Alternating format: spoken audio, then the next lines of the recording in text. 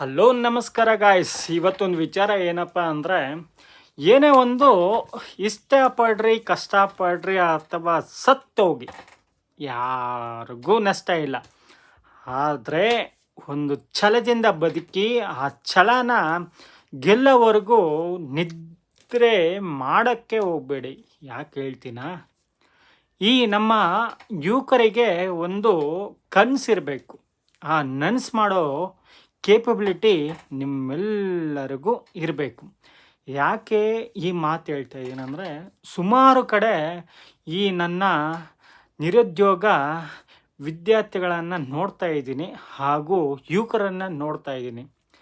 ಕೆಲಸ ಸಿಗದೆ ತುಂಬ ಕಡೆ ಹೋಗಿ ತನ್ನ ಓದಿರೋ ತಕ್ಕಂಗೆ ತನಗೆ ಕೆಲಸ ಸಿಗ್ತಾ ಇಲ್ಲ ಅಂತ ಚಿಂತೆ ಮಾಡಿಕೊಂಡು ಒಂದು ಮೂಲೆ ಗುಂಪಾಗಿದ್ದಾನೆ. ಅದ್ರ ಜೊತೆಗೆ ಏನು ತನ್ನ ವಿದ್ಯೆಗೆ ತಕ್ಕ ಕೆಲಸ ಸಿಗದೆ ಬೇರೆ ಕೆಲಸಗಳನ್ನು ಮಾಡಿಕೊಂಡು ತನ್ನ ಜೀವನವನ್ನು ನಡೆಸ್ತಾ ಇದ್ದಾನೆ.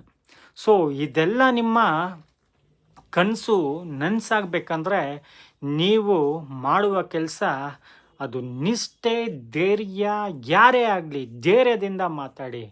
ಯಾರಿಗೇನು ಭಯ ಬೀಳೋದಕ್ಕೆ ಹೋಗಬೇಡಿ.